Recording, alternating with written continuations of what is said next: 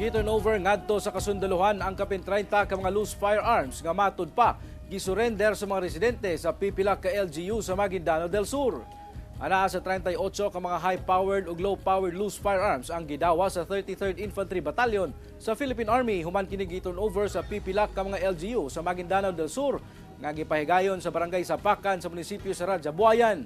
Ang mga high-powered firearms gilangkuban sa 3 ka mortar 60mm, 2 ka shotguns, 4 ka grenade launcher, 4 ka RPG 40mm ug usa ka carbine 5.56mm. Samtang alang sa low-powered firearms kini ang 15 ka submachine guns, 9 ka caliber 38 ug caliber 45 nga pistola. Sumala sa 33rd Infantry Battalion sa Philippine Army ang maong mga armas gitunol sa mga residente isip suporta sa balik baril program sa mga municipal LGU sa Sharif Agwak, Dato Abdullah Singki, Sultan sa Barungis, Mama Sapano ug Buayan sa Maguindanao del Sur.